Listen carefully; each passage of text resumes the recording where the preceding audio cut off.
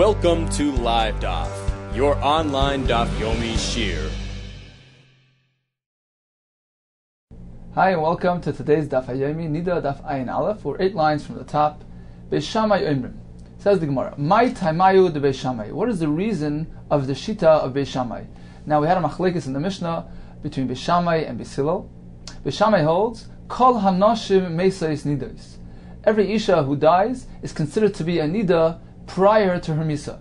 And anything that she may have come into contact with at that point needs to be toivled. Beis Hillel say no, Ein Niddah El Shameisa Niddah. Unless you know for certain that she was actually a Niddah, we don't apply the Tumas Niddah to every Isha prior to her Misa. What is the basis, what is the reasoning behind the machlekes? Says the Gemara, Mai Taimayu de Beis Shammai. What is the reason of Beis Shammai's Shita? It seems like a tremendous chiddush to consider every Isha to be a Niddah prior to her Misa. Says the Gemara, if you propose to say, Mishum Dechsiv, because it says in Megillas Esther, this was when Esther HaMalka received the terrible news, the message from Mordechai regarding Haman's Gzeir to annihilate the Yidden. It says in the pasuk, Vateschalchal HaMalka, that the queen became very afraid. Va'amarav, what's the point of this pasuk? Malamed is coming to teach us Shepir Sanida, that the fear generated a Re'iyas Dam. She became a Niddah. Hachanami, so too in our case of an Isha who is dying, Agav B'Yesusa de Malacha de Moisa, because of the pachad, the fright that she is being exposed to the Malach HaMavis, Chazia, it will cause her to see Dam. So the reason that Beis Shammai considers every Isha prior to her Misa as a Niddah, it is due to the fright of being exposed to the angel of death, to the Malach HaMavis, which that precipitates Re'iyas Dam. Ask the Gemara, if that's the case, that you're assuming that pachad, fright, can actually bring about Dam, this seems to contradict something we have learned in the Mishnah. V'anan Tanan, we've learned in the Mishnah, just the opposite. Shecharoda, terror, fear, misalekes es adamim, it actually withholds, it removes Dam Niddah. The Mishnah is referring to the halacha that an Isha who has a vest kavua, she has a fixed time period to see her Dam, we require to make a bedika, examination on that day, to ascertain that there is no Dam. If she does not do her bedika, she is still tameh. Even though we did not find any Dam, we assume that the Dam must have come on its fixed time. Now, there's an exception to that halacha, and that is if an Isha is hiding, she's in hiding, afraid to be attacked by a Goyim, by a Charkim, by a militia. At that point, she is dwelling in fear, and the terror, actually inhibits the Re'iyas Dam. In that case, even if she neglected to do a bedika, she is still considered to be tuhar, and the reason is shecharoda misalekes es adamim. So here we see clearly that fear and terror has the opposite effect. Not only doesn't it precipitate, not only doesn't it cause havas dam, it actually prevents and withholds damim from coming. So how can you propose that is the reason for Beis Shammai regarding every Isha as a Niddah due to the fright from being exposed to a Malach HaMavis? Halei kasha, says the Gemara, this won't be a kasha. There's a difference. We can make a distinction between different types of fear. If it's a sudden fear, that will actually bring about Dam. If it's a gradual and ongoing fear, that actually has an opposite effect. Like kasha. Pachta, an ongoing fear, Tzumbis, it actually has a contracting effect. It prevents the Dam from exiting. Bia Susa, on the other hand, a sudden fright, Mirafia, it loosens the womb and will actually be Gerim, cause her to see Dam. So that will be the difference between the two cases. In the Mishnah we're speaking about Charada, an ongoing fear. She's hiding out and she's dwelling in terror and fear because of the Charkim, because of the Goyim that are attacking. In that case, the ongoing constant fear actually acts as an inhibitor and prevents the Dam from arriving. However, in the case of Esther HaMalka, being that it was a sudden fright, therefore, Vateschalchal HaMalka, she became a Niddah. So too in our case, with a Isha prior to her death, there's a sudden exposure to a Malach HaMavis, which brings a tremendous fear and fright, and therefore we're concerned that she had actually seen dam and she's considered to be a niddah. Says the Gemara, if that is the reason for Beis Shammai's halacha, how would it fit with the next Mishnah? Elahadisnan, we've learned in the Mishnah, Beis Shammai oimrim kol ha'anoshim meisim zavim. Just as Beis Shammai regards every isha to be a niddah prior to her misa, similarly, Beis Shammai says that every anoshim, all men, are considered to be zavin prior to their misa. Beis Hillel oimrim in zav elo misha mei zav. No, only if he is certainly a zav. In that case, he is tamei. We don't just propose and assume that he is a zav. So, in the case of a man, we wouldn't be able to apply the reasoning that we apply to a woman. Why is that so? Because an isha is matame when she sees dam, even if it's caused by an outside cause, by an oinus, even if it's not self-generated. However, regarding the ziva of an ish, there's a halacha which says, mipsarei v'loi machmas oinus. You can't have ziva when the cause of the ziva was an external geir, was caused by something externally. Says the Gemara, Ikri kan will apply over here the halacha of mipsarai v'loy machmas einsai. He will not become tummy since it wasn't mipsari, it wasn't self-generated. It was machmas einsai, it was brought about by some outside factor. So you can't then propose that the reason, the tam, that Beis Shammai are metame every ish prior to his misa, considers him a zav due to his exposure to the malach hamavis, that wouldn't be a reason to be metame him. That would be considered machmas einsai. So it's inconsistent. You can't give a reason for the tumas anoshim if it doesn't apply to the tumas anoshim as well.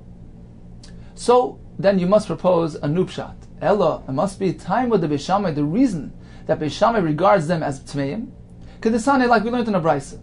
Barishoina, at first, hayumat bilin kelim al gabe didois mesos. They would only be matbil, they would only be tovel, something that came into contact with a niddah who died. Vayu niddois chayis mizbaishois. That caused the living niddois to be embarrassed. It caused them shame. They would say, well, look, even after death, we are treated differently than everybody else. So it brought them shame and embarrassment that the niddois were singled out, that the kelim that they have come into contact with koydem misasan prior to the death would be treated betuma and be needed to be toveled. Therefore, his skinu, the Chachamim instituted a sakana all across the board. Sheyumat bilin al gabi kol anoshim. From now on, we're going to be tovel all kelim that were touched by every isha prior to her death, whether or not she was a niddah. Mipnei kvoidan shal niddois chayas, for the sake of preserving the honor and the kavod of the living niddois. Similarly, regarding men, Berishoina, at first, hayumat bilan al gabi zavin mesim. Anything that came into contact with a zav prior to his misa required tefillah. For he was zavin chayim mizbaishin, the living zavin would be embarrassed, they would be shamed. Hiskinu, they instituted hayumat bilan al gabi kol ha'anoshim. They would be matvel all kelim that came into contact with any man prior to his misa. Why did they do that? Mipnei kvoidan shal zavin chayim, in order to preserve the honor and the kavod, and not to shame the living zavim. So in conclusion, we have a chiddush from Beis Shammai that anything that came into contact with an ish or an isha prior to misa, they are considered to be tamei and need tefillah. What is the reason for this halacha? Initially, the Gemara said it's because the fright of the malach hamaves causes her to be a niddah, koydem misasa. It is different than just an ongoing, constant fear, which actually is mesalik the damim, which contracts the womb and doesn't allow dam. A sudden fear, a sudden fright, loosens the womb and brings about dam. Similar to what we know by Esther, that she was suddenly frightened because of the bad news that she received from Mordechai, she became a niddah. So that was the initial suggestion of the Gemara. The Gemara proved that may not be the reason for Beis Shammai's chiddush, because that wouldn't apply to men. On account, in the case of a zav, he would not be tamei if the ziva was caused through an external factor. In that case, the Gemara concluded there must be a takana for the sake of preserving the kavod of the living niddois and the living zavim, and to show that we don't discriminate between Zavim and ordinary people, la'achar misasam. Continues the Mishnah. Ha'isha shemesa. V'yatsa mimena revi'is dam. If an Isha died and outflowed a revi'is, halog, a revi'is of dam. Now we know that a revi'is of dam that comes from a mace is metame b'maga, b'masa, and b'oil as well, provided that it has a shiur of a revi'is. Says the Mishnah, that an Isha who was mesa, and out came a revi'is of dam, metama mishum kesem, the dam is tameh as if it would be dam niddah, u'metama b'oil, meaning that in addition to be metame b'oil, similar to an ordinary dam min hameis, if there's a revi'is, the dam is metame b'maga, b'masa, and b'oil, the Tanna Kama holds, in addition to that, to be considered as ordinary dam mace, it is also considered as dam niddah. It is metame mishum kesem. We consider this dam to be dam niddah, and it is metame even b'mashu, b'maga or b'masa, even b'mashu. If one touches it or carries it, even a mashu, a drop of this dam, it has a status, it is classified as dam niddah, in addition to its status as dam min hameis, which is metame b'oil, provided there's a revi'is.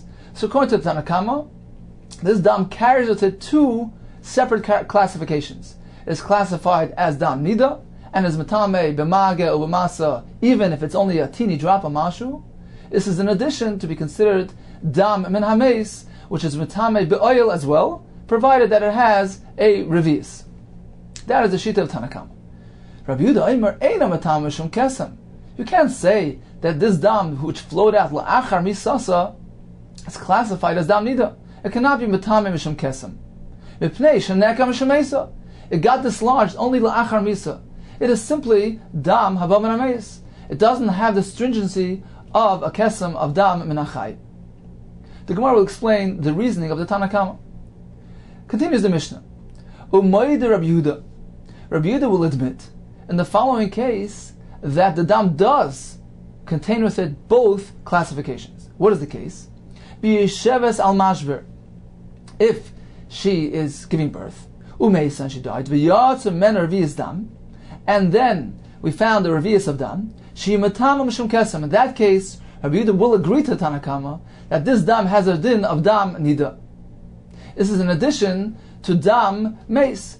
It has both classifications. As we see in the next line of the Mishnah, that Rabbi Yosi responds to Rabbi Yehuda. Rabbi Yosi, how could you say that this dam has a din of dam niddah and as well as a dam min hameis? No, since it was dislodged, mechaim, it was dislodged when she was still alive, while she was giving birth. Rabbi Yosi disagrees. Rabbi Yosi says, no, there's no tumas oil applied to this dam. This dam is merely considered as dam niddah min achai, and only carries with it the halachas of dam niddah, and not of dam min hameis, and will not be metame ba'oil. So we have two separate machlokes in the Mishnah. One is regarding an isha shemesa, v'yatsa men revi'is dam, according to the Tanna Kama. This dam has both classifications. It is considered to be dam niddah, and is metame b'mashu. This is in addition to be considered dam min hameis, which is metame b'revi'is. Rabbi Yehuda disagrees. Rabbi Yehuda says this dam was min hameis. It came out la'achar misa. It is simply a dam min hameis and is only metame b'revi'is. We have another machlokes in the case where Isha al hamashber, she was in labor, and yatzim men revi'as dam. According to Rabbi Yosi, it is considered to be dam min hanida and is metame b'mashu. According to Rabbi Yehuda, in addition to be metame, because of dam min hanida, it is also considered to be dam min hameis and is metame b'oil. Let's move on to the Gemara. Michlal the Tanna Kama savar, it would seem from the reisha of the Mishnah, Rabbi Yehuda disagrees with the Tanna Kama. He says, no. How could you consider this to be dam min hachai? Dam that came out la'achar misa is strictly dam min hameis. That implies that the Tanna Kama's shita is that indeed it is considered to be, in addition to the dam min hameis, we also consider it, we give it the din of dam min hachai. Mechlal, the Tanna Kama savar, afagav the nerkar dam mishameis, even though the dam was nerkar, was dislodged after misa, metama misham kesem. How could you say that this is dam niddah. There's no re'iyas dam la'achar misa. Isha can't become a niddah after death. Amar Ze'iri, the reason for the Tanakama is as follows. It's true, she has no re'iyah, she can't see dam. There's no re'iyas dam, there's no dine re'iyas niddah la'achar misa. So why then does the dam have a status of dam niddah? The reason for the machlokes between Tanakama and Yehuda is, Tanakama holds that makar, the womb, the uterus of the isha, mekoimoy, the place itself is tamei.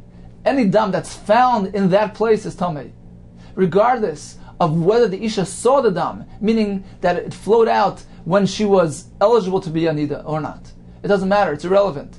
Any dam that's found in the makar has a status of dam nidus. So in our case as well, even though the dam was discovered only la'achar misa, in addition to be considered dam min hameis, dam which is emanating from a meis, in addition to that, it also has the halacha of dam niddah, and the reason for that is because it was found, it was coming from the makar. And since it was in the makar, it has a din of dam niddah and is metame b'mashu. Now this is a very interesting halacha, and Tosfos back on Daf Tazayin explains that this is not a simple halacha, this is not something which we can rationalize, it's a halacha Moshe Sinai. Because interestingly enough, we find a Gemara which says that in some cases, in a case where the dam flowed out derech doifen, not via the ordinary route, there's a shita that holds that the dam itself is tamei since it originated in the makar, but in that case the isha herself won't be tamei. It won't be considered as a re'iyas dam niddah. So it's quite perplexing. It's dam niddah, but the isha remains tahor.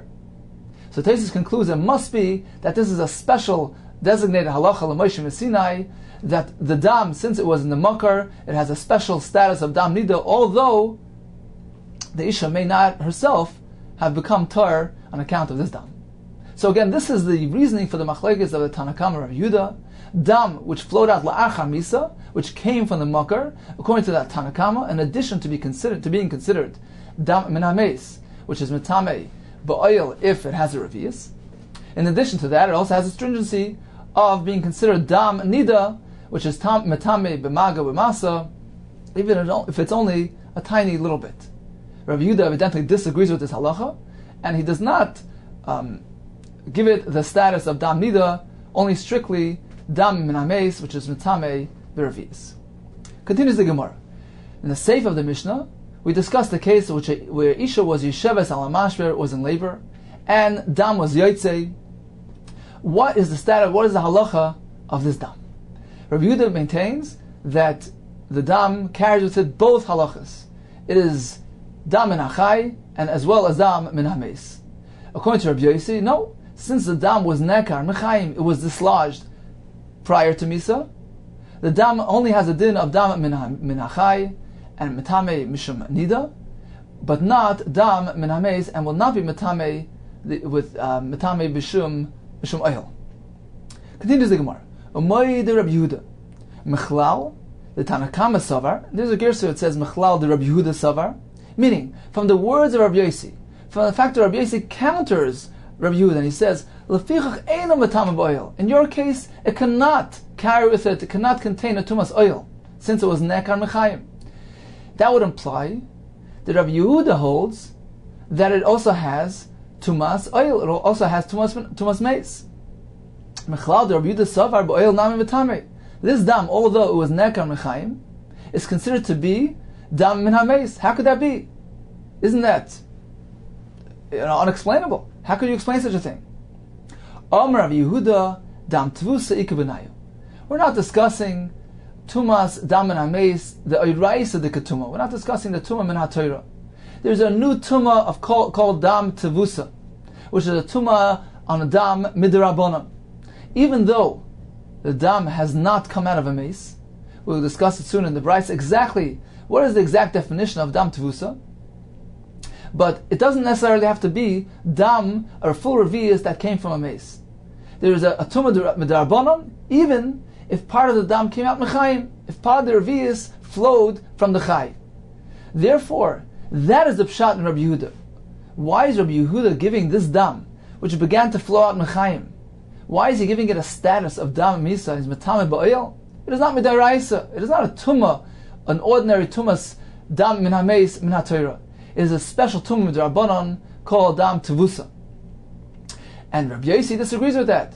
Rabbi Yossi says dam tevusa is only when we're uncertain, when there's a suffix of whether the dam flowed out mechaim or flowed out la'achamisa.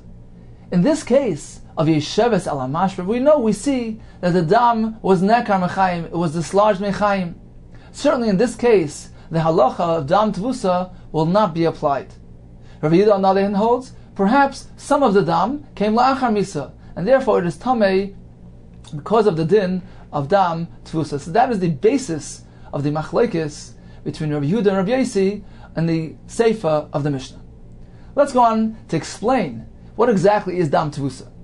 Again, Rabbi Yehuda dam tevusa iku benayu. The machlekes is regarding whether we should apply the halacha, the status, the classification of dam tevusa in this scenario. What is dam tevusa? The Sani we've learned, Eizo dam tevusa. Pirish, Rabbi Lezer, Rabbi Yehuda. In the following example, Harug, a person who was killed, Shiyatsu menu dam.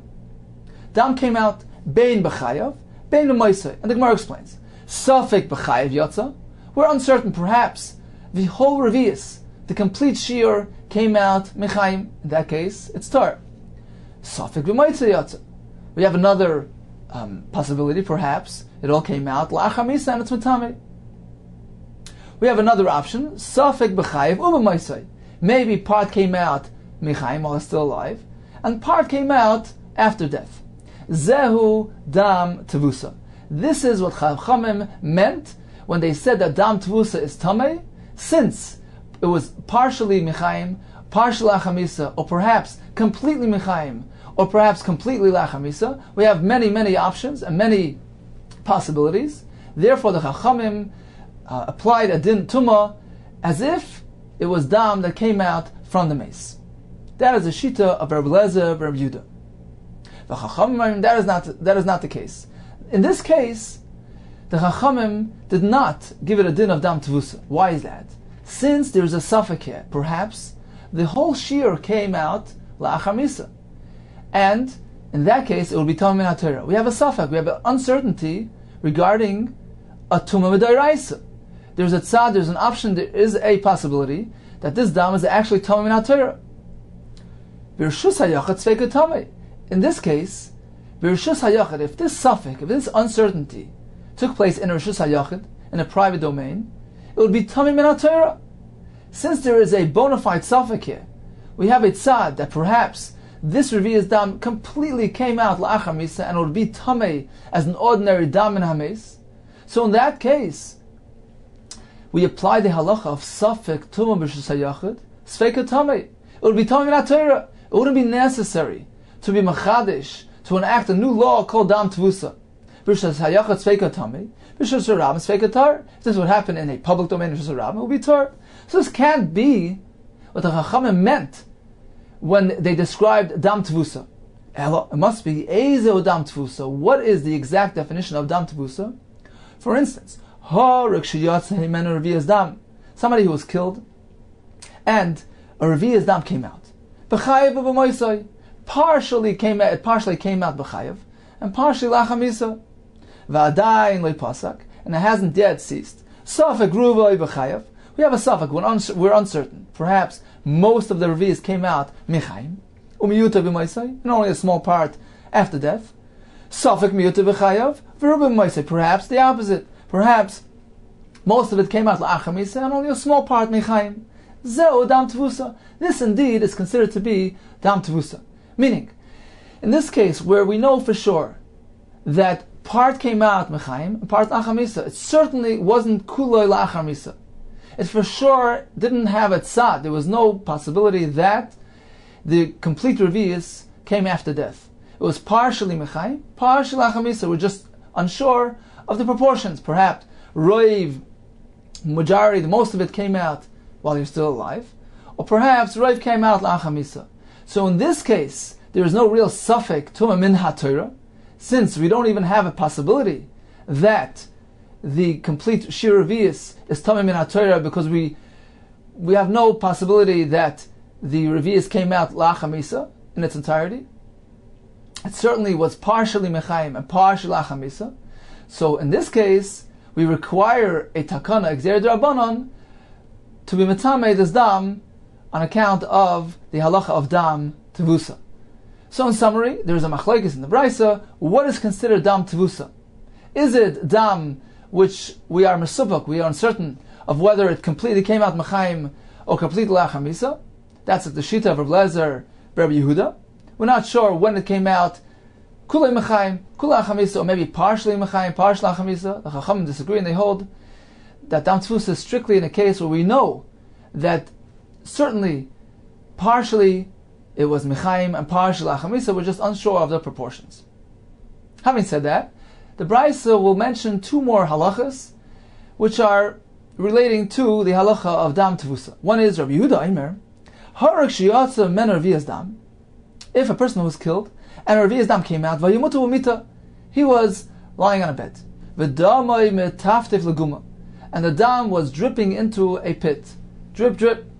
V'pnei tamei. This dam is considered to be tamei, is considered to be dam tevusa. Now this is a chiddush, meaning although the initial dam that's in the pit is tar, it's a dam that flowed mechayim, and it carries no tumah whatsoever. Then the dam from the achamisa, which flows in, which drips in, there would be room to think that it becomes nullified, it becomes batal in the tar dam that's already there. Says Rabbi Yehuda, no, that is not so. It is still tamei. Why? Because the blood that's dripping out la'achamisa is mixed in there, and therefore it is metamei and is considered to be dam tevusa. Chachamim say no. In this case, that the dam la'achamisa is dripping into the dam tar, it's tar. Why? Because the drops are discontinuous. Each one is a separate drop, and is not mitzaref, does not combine with the previous one. If so, every drop as it falls into the pit, which contains dam tahara, will become batal in the dam tahara. Ask the Gemara, Shapir, ka'amri le'i Rabban Rabbi Yehuda. It seems to be a pretty strong argument that the dam tamei is batal. So why does Rabbi Yehuda say that it's tamei? Answers the Gemara, Rabbi Yehuda l'tamei, this is the famous sheet of Rabbi Yehuda, the Omar ein dam vatal dam. One dam cannot nullify, cannot be mevatel the other dam. Taisus explains, Rabbi Yehuda is following his shita, his opinion that min b'minoi le'batel. When you have two items that are the same kind, there is no halacha of bittul in that case. So too, when one dam drops into the other, there is no halacha of bittul. One more halacha in the Brisa regarding dam tevusa, Reb Shimon Omer, tzoluv al eitz, a person who was hanged on a tree, shedamai shoises la'aretz, his blood is flowing down to the earth, v'nimtza tachtav revi'is dam tamei. When you find the revi'is dam underneath, on the floor, it is tamei. Why? Because of dam tevusa, because that dam partially contains some of the dam misa as well. Rabbi Yehuda matar, Rabbi Yehuda says in this case, it's tar. Why? She'ani hoimer, I have room to suspect, tipa shel misa oimedes le'al eitz. The dam that emerged la'achar misa is still up on the tree. It got stuck on the eitz, on the wood, and therefore it never made it down. And therefore, since there is room to suspect that there is no dam misa in the pile of dam at the bottom, therefore Chachamim did not apply the halacha of dam tevusa in this case. Ask the Gemara, if Rabbi Yehuda suspects that the dam shla'acha misa remains up on top, what about the case of the mita? Rabbi Yehuda himself stated before that a harag that's on a mita and is dripping dam, the dam is tamei. Why don't we suspect that perhaps the dam that came after death is still up on the bed? If Rabbi Yehuda name ma'il l'nafshe, Rabbi Yehuda should say to himself, Shani yomer, perhaps tipa shel misa imedes le'al gava mita. The dam that came after misa remained on the bed. What is the difference between the two cases? Answers the Gemara, Shani v'mita. The case of the mita is different than machalchala. It's porous. It has holes, and therefore the dam flows through, and there's no reason to suspect that the dam remained on the mita.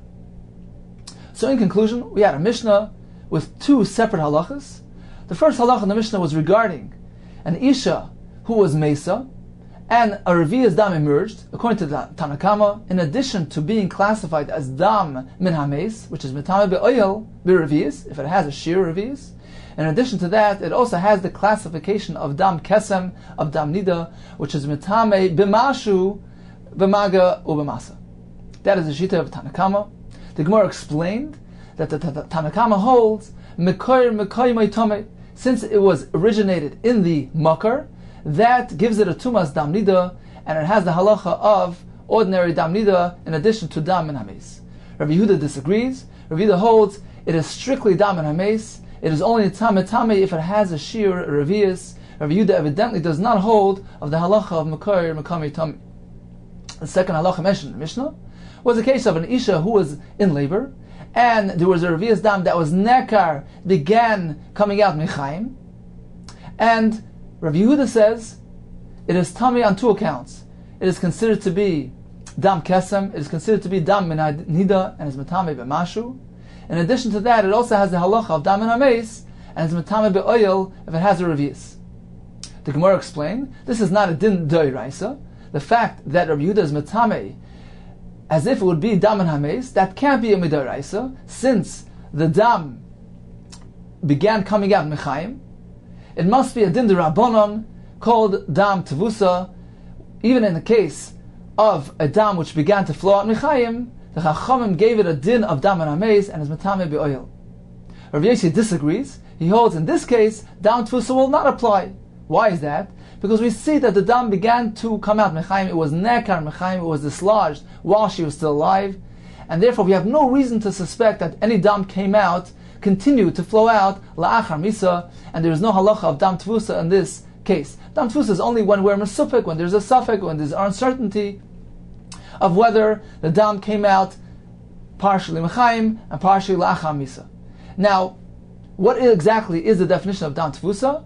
We have two shitas. Reb Lezer Reb Yehuda holds it is a case of a suffix kulei mechaim kulei la'achar misa, or mixas chaim mixas la'achar misa. The Chacham say no, that is not a case of dam tevusa, but rather only in a case where we know for sure that some came out mechaim and some la'achar misa. We're simply unsure of how much was mechaim and how much la'achar misa.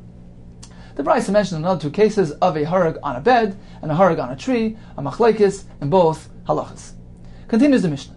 Barishayna, at first, hayu oimrim, they used to say, hayesheves al dam tohir haysama'ara mayim lepesach. Now we know that a tvul yom, a tamei who was toivel and is awaiting nightfall, he's waiting for Herav Shemesh to complete his tahara, is considered to be a sheni l'tuma, but only regarding specific things. Meaning, if he touches chulin, it's tar. If he touches meiser, it's tar. However, regarding truma v'kachim, a tvul yoyim is considered to be a sheni l'tuma. Now, an isha, a yoledes, after leda, come the yimei tuma, after which she is toivel, and she awaits the completion of a yimei tahara. In the case of an akeva, it would be 14 yimei tuma, she is toivel, and then waits another 66 days until the yimei tahara complete. At that point, she is allowed to start touching truma, kachim, and come to the Beis Hamikdash. She is called a tfulas yoim aruch. It is as if it is a very long day since the tefillah until the completion of Yimei Tahara. We treat it as a very long day. She has a din of a tvul yoim. Says the Mishnah. Barishoina, at first, hayu ayrin, they used to say, hayesheves al dam toher. For the isha is in the middle of observing her Yimei Tahara. Haysam ma'ara mayim lepesach. She's allowed to pour water. She's allowed to hold on to a kli that contains water which was designated to be used to wash the karban pesach. Since she is only a sheni l'tuma, she cannot be metame the kli, but she has to be careful not to come into direct contact with the actual water. Why? Because this water was designated for a karban pesach. It was prepared in accordance with the standards of kachim, and therefore it would have a din of kachim. And being that she's a tvul yoim, and a tvul yoim can be metame kachim, she's considered to be a sheni regarding kachim, therefore she can't touch the actual water. Chazru loymar, they went ahead and they changed and they said, Harehik magat meis. She's considered to be not only a sheni l'tuma, but even a step higher, she's a magat meis. she is as if somebody who touched a mace. A mace is considered to be the highest level of Aviyah Tumah. Somebody who touches a mace is an Avatuma, and somebody who touches the Avatuma is a Rishon Latuma. She is a Rishon Latuma. Not only is she a Sheni, she's actually a step higher, a Rishon Latuma, Li Kachim, with regard to actual Kachim, and not with regard to Chulin, something which is a non-Kachim, even if it was prepared to be designated to be used for Kachim on a higher standard of Kachim. No, in that case, it will not become affected by a Tvul Yom. So in essence, they changed two things. Firstly, they said that she is more stringent. She's not just a Sheni. A Tvul As Yom Aruch, an Isha who is being Yeshevas Adam Toyer, is not merely a Sheni like an ordinary Tvul Yom. She's more stringent. She is a Rishon. On the second account, they were actually being Mekel. They proclaimed their leniency. No, she cannot be Matame only if it is strictly Truma v'Kachim, but not something which was designated, which was prepared for Kachim. And in our case, she can actually come into direct contact with the water itself, since the water is not Kachim. This is Kedivre Beis Hillel, who maintain that she is a Rishon Latuma. She's actually a step higher. She is an Avatuma. So in conclusion, what is the status of an Isha who is a Tvulas Yom Aruch, meaning between when she is Toivel, after the Metuma, until the completion of her Yimei Tahara? What is her status? According to the Berishona, the initial learning, she was a Sheni. Chazru Loimar, they changed and considered her to be a Rishon. According to Beis Hillel, Shammai says she is a Av Hatuma. Zok the Gemara. Ma'ara in Nagas Loi. The Gemara is making a diuk. The Reisha said that she can pour by holding the kli. Incidentally, Tosfos says, what's the point? What's the chiddush of the Mishnah? Why doesn't the Mishnah just state straight out that she should be careful not to touch the water? Why does the Mishnah have to say it in a roundabout way? She can pour it via a kli. So Tosfos says that the Mishnah is teaching us a chiddush. Don't be concerned that she will actually touch the water. She may handle the kli, and we're not concerned that she will mistakenly come into direct contact with the mayim. So getting back to the Gemara, says the Gemara, Ma'ara in Nagas Loi. She can only pour by holding the utensil, but she can't actually come into contact with the water. Why is that? Because she's a Tvul Yom, and a Tvul Yom is Metame Kachim. But this is not Kachim. This is merely Chulin water, which was designated, which was prepared for Kachim. We see from here that even a Chulin which was prepared on a high standard, on a standard of Kachim, will carry the halacha of Kachim regarding becoming Tamei of it by a Tvul Yom. Alma, we see from here, Chulin shenas or Altaras HaKodesh, Chulin which was prepared Altaras HaKodesh with a Kodesh standard, Ki Kodesh Damu has the same din as Kodesh with regard to a Tvul Yom and will become Tamei. So that's what it seems from the Reisha of the Mishnah. Now let's drop down to the Seifa. Ema Seifa. Chazru Leimar, Harihi Kidmaga Tmei Mes L'Kachim. She's only considered to be Tamei regarding actual Kachim. L'Kachim in, L'Chulin Loi, but not regarding Chulin. Alma, we see from here, Chulin Shanas or Altaras HaKodesh, Lav Kodesh Dami. We see from here, only actual Kachim will become affected by Tvul Yom, but not Chulin, which was Nas or Altaras HaKodesh. So the Mishnah seems to contradict each other. Says the Gemara, very simple. There are two separate shittas. The Reish of the Mishnah, which says that Chulin Shanas or Altaras HaKodesh does have the properties of Kodesh, does get Tamei by a Tvul Yom. That is following the Shittas Rabbanan, who hold that Chulin Shanas or Altaras HaKodesh Ki Kodesh Damu. The Seif, however, is following the Shita of Abba Shol, who holds Lav Ki Kodesh Damu. So the Gemara, Masnis and Mani, the Seif of the Mishnah, is following the Shita of Abba Shol, the Sanya Abba Shol Omer, Tvul Yom Tchila LeKodesh. Tvul Yom is considered actually to be a Rishon regarding Kachim, Latame Shnayim B'Liv Salechad. If he touches Kachim, the Kachim becomes a Sheni, and then if that Kachim touches another Kachim, that Kachim becomes Tamei, and if that Kachim touches another Kachim, it becomes Pasal. Meaning his Tumah carries on up until 3 more levels. But in any case, Abba Shol uses the word Tvul Yom Tchila LeKodesh. He's only considered to be Tamei regarding Kachim, actual Kachim, and not Chulin Shanasu Altaras HaKodesh. Continues the Mishnah. Umaydim, everybody agrees, Shehi Eicheles B'Maiser. Whether it's Beis Shammai, whether it's Beis Hillel, everybody agrees that this Isha who's a Tvul Yom may eat meiser, because regarding meiser, she is not considered to be tamei. V'koitza l'chala. If she needs to separate challah from her dough, she may do so. Umakefes v'koyer l'shem. She takes the piece of dough which is currently not yet challah. It is simply a chulin dough. She separates it, puts it into a separate kli, umakefes, and then she brings it over to the rest of the dough. We'll see in the Gemara why. V'koyer l'shem, and then she calls it a name challah. She designates it and gives it the status of challah. And then she's careful not to come into contact with this piece of dough. So before she calls it challah, she may touch it because it's merely chulin, as long as she takes care that afterwards she doesn't touch it. The Mishnah continues, if her tvul the roik, the spit of a tvul would fall, dam tahara, and the dam tahara of the tvul falls al kikosh truma, on a loaf or bed of truma, shutar, it does not become pasul or tamei. Continues the Mishnah. What happens to a tvulas yom aruch? After she completes her yimei tahara, after 80 days are over, the pasuk says she may come into contact with truma, she may come into Beis Hamikdash, etc. Is she required to be tovel again? Yes, tzricha tvila b'achroina. She needs to be tovel again, which is a big chiddush. Although an ordinary tvul yom, he's tovel, he waits for nightfall, and he's completely tar. He doesn't require another tvila. This is different. Since such a long time, many days have elapsed since her tvila and the completion of Yimei Tahara, Shammai hold that perhaps she was Mesiach Das. She diverted her attention and didn't pay enough attention to maintain her Tahara. Perhaps she came into contact unknowingly with a davar tamei, since she wasn't allowed to touch truma and come into the Mikdash. Perhaps she wasn't so careful with coming into contact with Tumah. Therefore, Beis Shammai require an additional tefillah at the end of the Yimei Toyar to enable her to eat truma and come into the Beis Hamikdash. Beis Hillel Oimrim, that is not so. Eina tzricha tefillah b'achrona. She does not need another tefillah.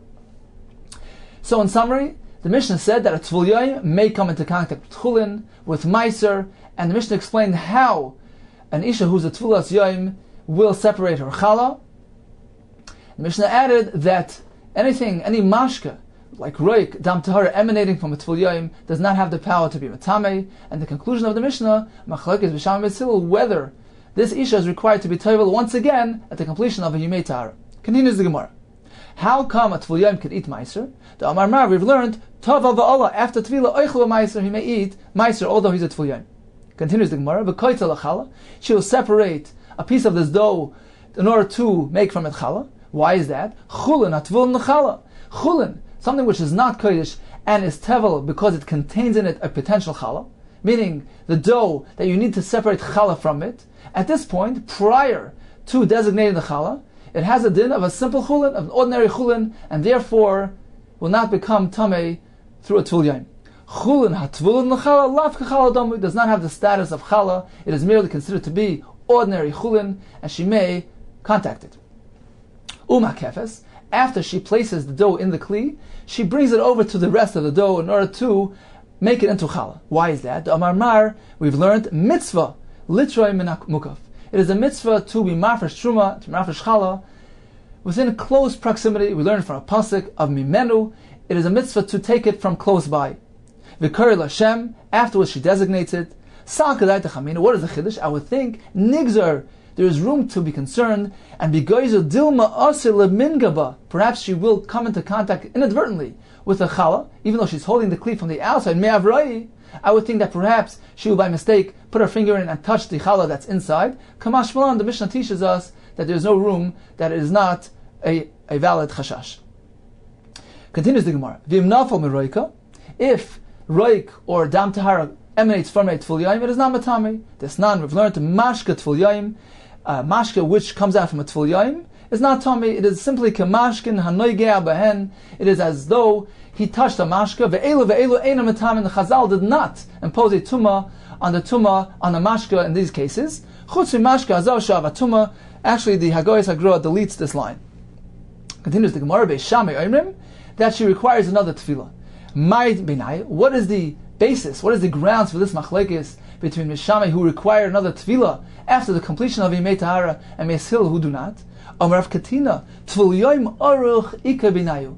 since it is a long Tvul Yom, it is a very long day, so to speak, between her Tefillah and the completion of Yimei Tahara, we suspect, we are chayshish perhaps, that inadvertently she wasn't careful and she became Tameh, and therefore we require an additional Tefillah in order for her to enable her to enter the Beis HaMikdash or eat a Truma. So in summary, a Tvul Yom has a din of a Sheni L'Tumah, only regarding Truma and Kachim, not regarding Chulin and Meiser. He is considered to be Toy regarding Chulin and Meiser. However, a Chulin, which was Nasu al Taras HaKodesh, there is a Machlekes Tanaim whether we consider it to be merely Chulin and does not become Tameh by coming into contact with the Tvul Yom, or it has the din of a Kodesh and will become Tameh through a Tvul Yom. What about an Isha who is Yesheves al Dam Tahara, and she is a Tvulas Yom Aruch? According to the initial Mishnah, Berishona, she is a Sheni L'Tumah. According to the Chazru Loimar, she is a Rishon L'Tumah, according to the Deya of Beis Hillel. Beshami holds she's actually an Av Hatuma.